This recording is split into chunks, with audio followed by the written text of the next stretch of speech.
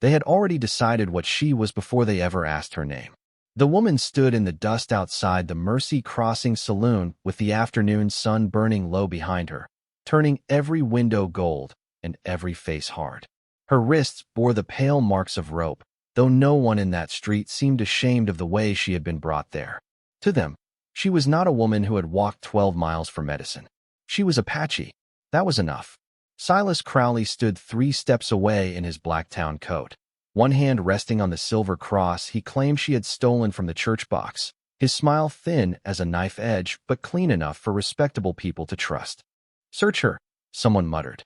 "Lock her up," said another. The sheriff did not move. Abel Granger only shifted his weight beside the hitching rail, thumb rubbing the brass star on his vest, as if the badge might tell him what courage felt like. Nayeli Red Willow kept her chin lifted. Her dark hair had come loose from its braid, and the wind carried strands of it across her cheek. She did not cry. She did not beg. A woman learns early which tears feed wolves and which silence starves them. Across the street, Elias Whitaker had just stepped down from a tired bay horse with saddle dust on his coat and 3 days of trail in his eyes. He had come to town for feed, coffee, and maybe one quiet night under a roof that did not leak.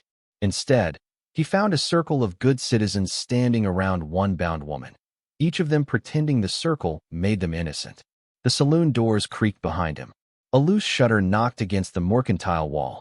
Somewhere, a child was pulled back by his mother before he could see too much. Elias looked at the silver cross in Silas Crowley's hand, then at Nayeli's empty palms, then at the rope lying near her feet like a shed snakeskin. He knew that kind of scene, not from law books, from graves, from rooms where people whispered instead of helped. Silas saw him watching and lifted his voice. "Best keep walking, Whitaker. This ain't your trouble." Elias did not answer. He crossed the street slowly, boots pressing half-moons into the dust. Every man there watched his hands, waiting for iron, waiting for anger, waiting for some excuse to turn fear into noise. But Elias carried neither.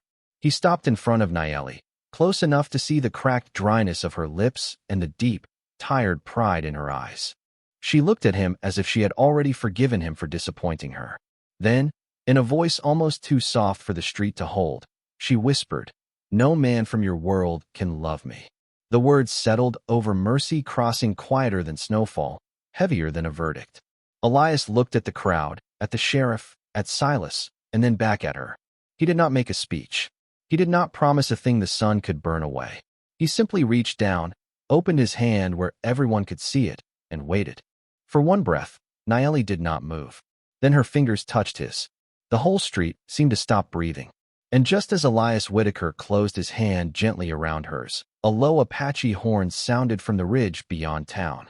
The sound from the ridge rolled down over Mercy Crossing like thunder that had learned to speak low. Hats turned. Hands stiffened. Even Silas Crowley lost the neat shape of his smile for half a breath. But to understand why that horn had come, a man would have to walk back through the morning, before the street filled with dust and judgment, before Elias Whitaker rode in with trail weariness on his shoulders, before Nayeli Red Willow stood alone under the eyes of people who had already chosen their story. She had entered Mercy Crossing just after sunrise, when the town still smelled of stove smoke, damp wood, and coffee boiling behind kitchen doors. Her skirt carried the pale dust of 12 miles, and in the small pouch tied at her waist were 3 trade coins, a strip of dried sage, and a folded note written by Martha Bell months earlier, promising that the apothecary sold quinine to anyone with money. Nayeli had not come for trouble. She had come for medicine. In the camp beyond Red Willow Creek, a young boy named Chaska had been burning with fever for 2 nights, his breath thin, his mother sitting beside him with her hands folded so tight the knuckles looked carved from bone. Nayeli's own mother had taught her the old remedies: willow bark, cool cloth, patient prayer, but some sicknesses did not care what language a mother used when she begged the morning to come. So Nayeli came to town. Alone. That was her first mistake in the eyes of Mercy Crossing. The apothecary bell gave a small silver jingle when she stepped inside, and the man behind the counter looked up as if a coyote had wandered into church.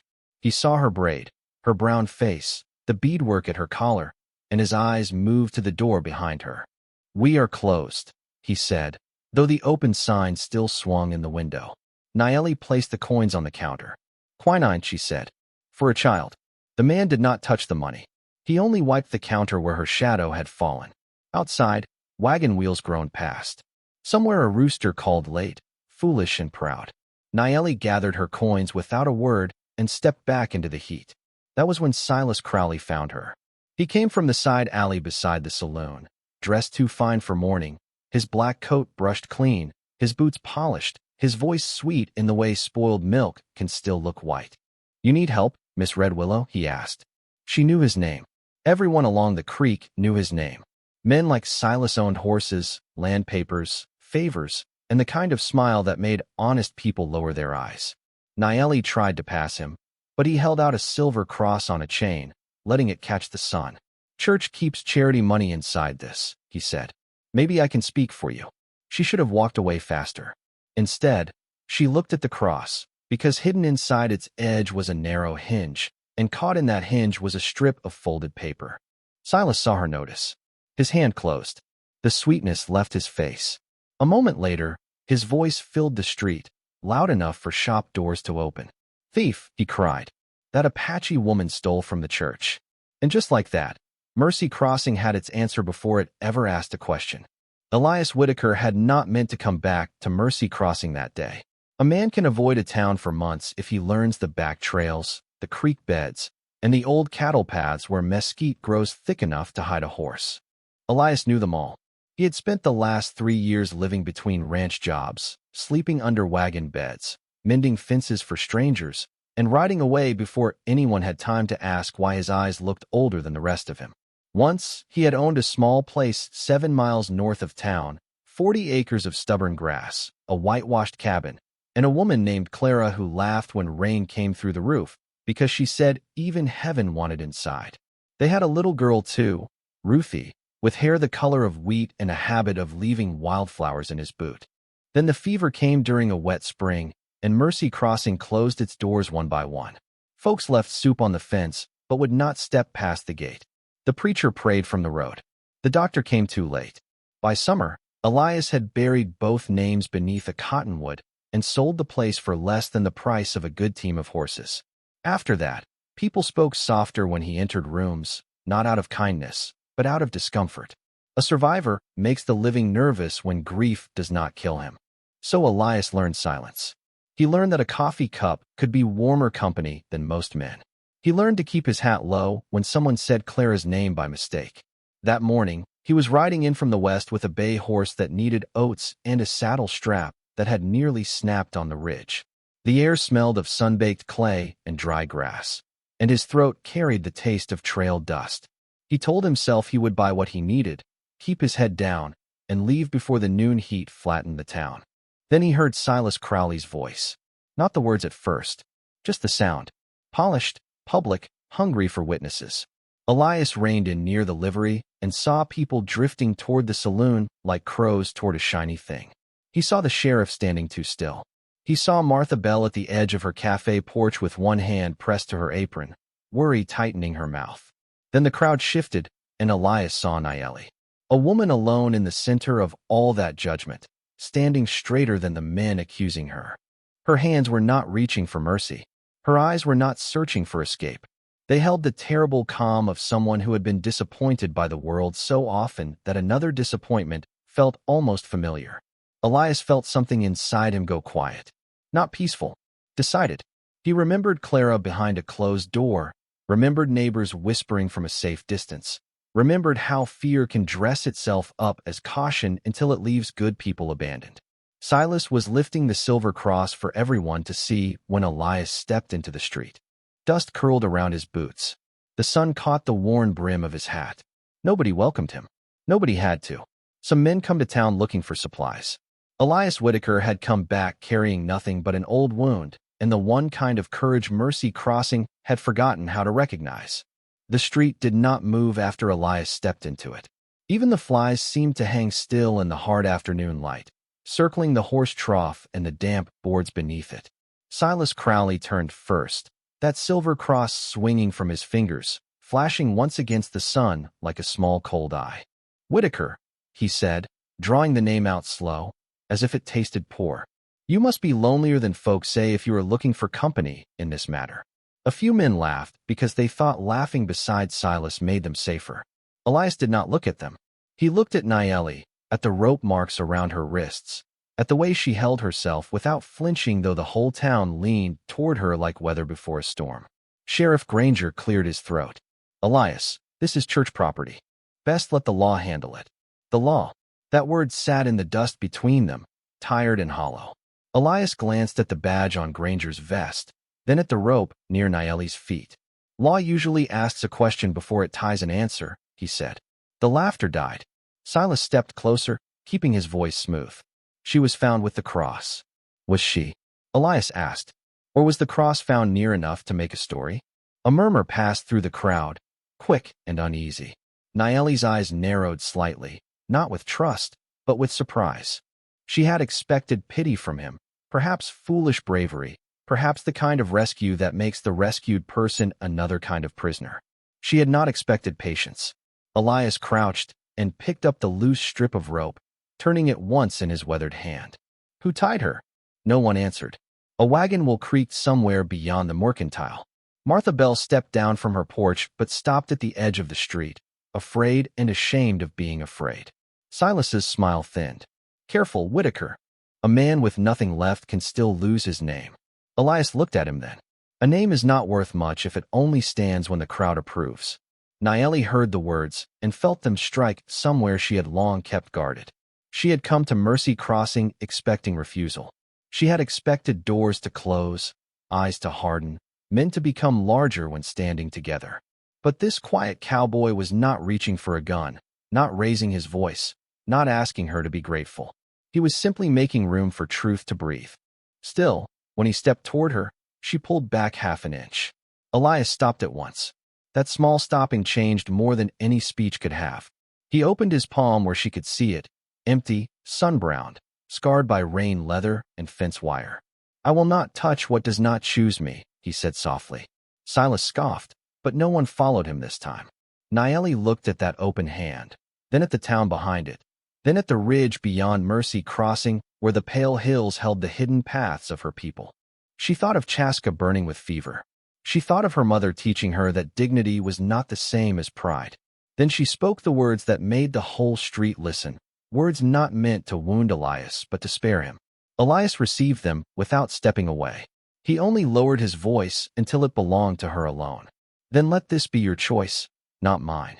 And when her fingers finally rested in his, the Apache horn answered from the ridge as if the hills themselves had been waiting to see which world would move first. The horn did not call for war. Nayeli knew that before any white man in Mercy Crossing could understand it. The note was long, low, and steady, the sound her people used when they wished to be seen before they approached. But fear has a poor ear.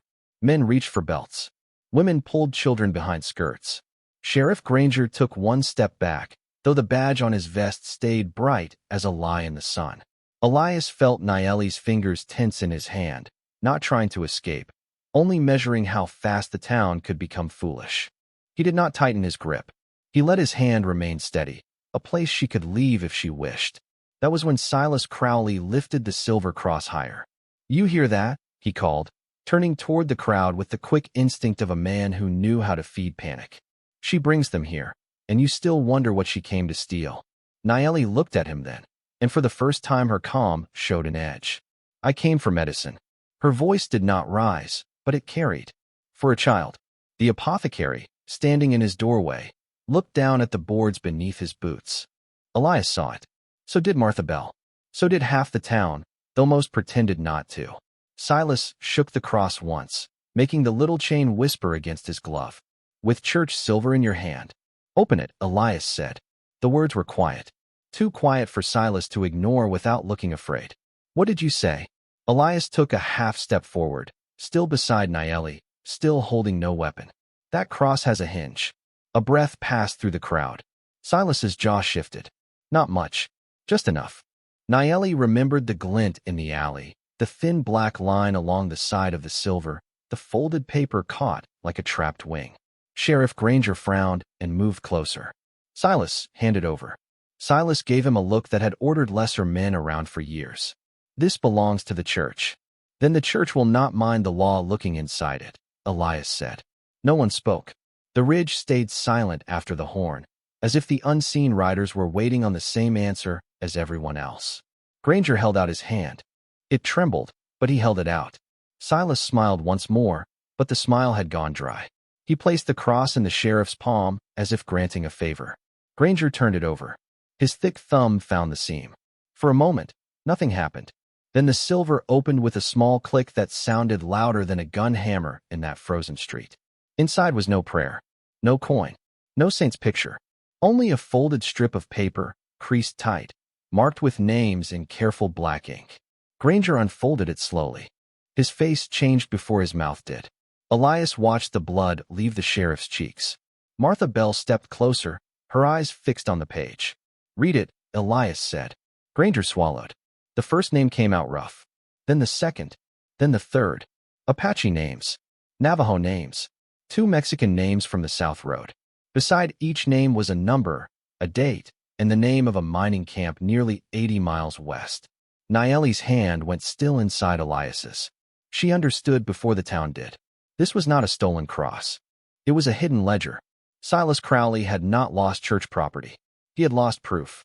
And from the ridge above Mercy Crossing, 40 Apache riders began to descend in perfect silence.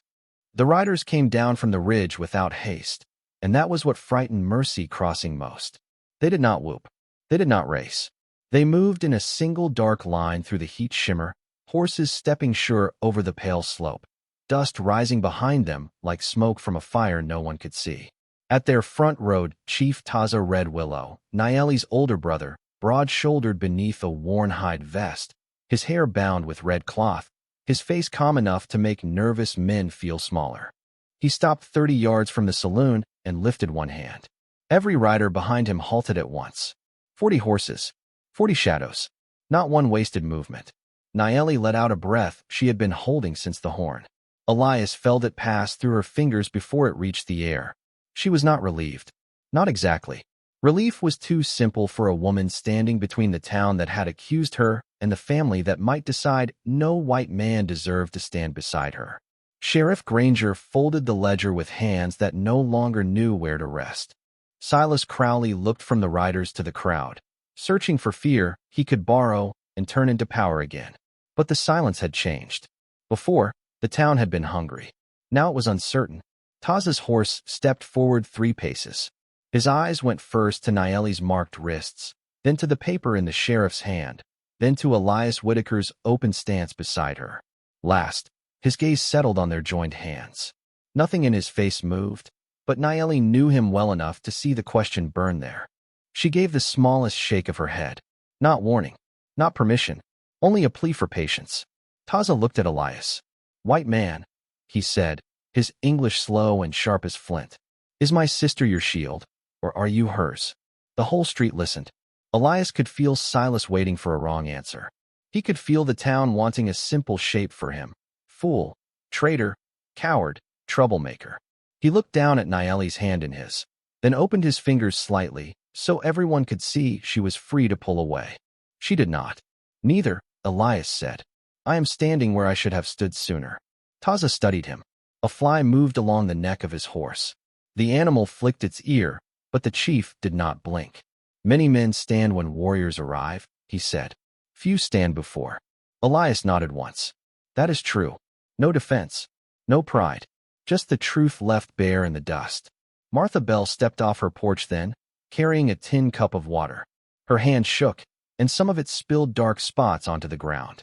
She walked past 2 men who had shouted earlier and offered the cup to Nayeli. Nayeli looked at her, then accepted it with her free hand. A small thing. Water in a tin cup. Yet Mercy Crossing watched it like a church bell falling from the sky. Taza saw it too. His eyes softened by no more than a shadow. Silas broke the moment. You people have no authority here, he snapped, but his voice cracked on the last word. Taza did not look at him. Authority is not the same as truth. The sheriff unfolded the ledger again, staring at the names that had become heavier than his badge. Beyond the town, the 40 Apache riders waited without raising a hand. In the street, Elias and Naeli stood together, not as proof of peace, not yet, but as the first quiet refusal to let fear write the ending. Silas Crowley had built his life on the weakness of rooms. A room could be owned if a man owned the loudest voice inside it. A town could be bent if enough people feared being the first to stand straight. But the street of Mercy Crossing was no longer a room, and the sky above it belonged to no man. The ledger in Sheriff Granger's hands had opened something wider than a silver cross. Names sat on that paper like small graves that had learned to speak. Granger read another one under his breath, then another, each followed by dates, numbers, destinations, and the neat marks of a business no decent person would have called business in daylight. The apothecary took off his spectacles and wiped them though they were not fogged. Two cattle hands near the trough looked away from Silas for the first time since anyone could remember. Martha Bell stood beside Naeli with the empty tin cup held against her apron, and her face had gone pale with a memory she could no longer bury. "I saw wagons," she said. Her voice was not loud, but quiet truth travels farther than shouting when a crowd has run out of lies. Silas turned on her. "Careful, widow." Martha flinched, then looked at Naeli's wrists, and something in her settled. "I saw wagons behind your stable after midnight. 3 times. People under blankets. I told myself they were hired hands headed west." The street shifted. One confession can sound like rain on a roof. The second sounds like a storm coming. Old Mr. Pritchard from the feed store removed his hat and stared at the dirt. "I sold flour for those wagons," he said. "You paid cash. Told me not to write it down." A woman near the church steps covered her mouth. A young freighter swallowed hard and lifted his eyes. "I carried water barrels out there once. Heard voices inside the shed. I did not ask." 7 people, one by one, gave the same kind of broken truth. Not proud, not clean, but spoken. Silas looked smaller with every word, though his coat still fit and his boots still shone. Naeli's hand trembled once inside Elias's, and she tried to pull away, not because she doubted him, but because she saw what standing beside her was costing him. Men he had known for years would not forget. Mercy Crossing would not forgive quickly. The Apache riders on the edge of town would remember too, and memory could be a hard country to cross. Elias let her fingers loosen. He did not trap them. "You do not have to carry me through this," she whispered. He turned just enough for only her to hear. "I am not carrying you." The words were plain, warm as a coal under ash. "I am standing with you." Her eyes searched his face, looking for the hook beneath the kindness, the claim hidden under the rescue. She found weariness, grief, fear, yes, but no ownership. "They will make you pay," she said. Elias looked toward the crowd, then toward Taza and the 40 silent riders beyond him. "Maybe," he answered, "but fear has been speaking for me most of my life. I am done giving it my voice." Silas heard enough to understand he was losing the street, and losing the street meant losing the town. His hand moved toward his coat, not fast, not fierce, only desperate. Before anyone could turn panic into motion, Naeli lifted her free hand. Taza saw it. His riders stayed still. Elias saw it. He stayed still too. Sheriff Granger looked down at the ledger, then at the woman he had nearly condemned because it was easier than challenging a powerful man. For the first time that day, his badge did not look like decoration. It looked heavy. Silas Crowley's fingers stopped at the edge of his coat when he saw that no one moved with him. That was the first true defeat on his face. Not fear of the Apache riders, not fear of the sheriff, fear of standing alone in a town he thought he owned. The wind pushed dust along the street in thin brown ribbons, sliding past boots, wagon wheels, and the dropped rope that had started to look like evidence of a different crime altogether. Elias saw Silas measure the distance between himself and the alley, then the distance to the stable, then the distance to the old power he had been certain would come when he called. None of it came. "You all believe her now?" Silas said, his voice strained thin. "You believe them?" He pointed toward Taza and the riders beyond town, but the gesture carried no strength. Taza did not answer. Naeli did not answer. The silence did. Silas turned toward Elias, desperate for one last shape he understood. "Then you and me settle it plain," he said. "No crowd, no paper, just men." The old challenge hung in the air, familiar enough that some faces lifted out of habit. Mercy Crossing knew that language. It had buried men under that language. Elias looked at him for a long moment. Then he reached to his belt, unfastened his gun and laid it in the dust at his feet. The sound was small, leather against earth, but it changed the street more than thunder would have. "I will not kill a man to prove I am better than him," Elias said. Silas stared as if he had been insulted in a language he could not read. "Coward," he whispered. Elias did not bend to pick the gun back up. "Maybe," he said, "but I have seen enough graves made by brave talk." For a breath, Silas had nothing left but the mask of himself. Then Sheriff Granger stepped forward. His face was pale, his badge heavy, the ledger folded in one hand and the open silver cross in the other. "Silas Crowley," he said, and the name did not sound rich anymore. It sounded ordinary. "You are coming with me." Silas laughed once, empty and sharp. "On whose word?" Granger looked at Martha, then Mr. Pritchard, then the freighter, then Niele, then the names on the page. "On theirs," he said, "and on mine, late as it is." No one cheered.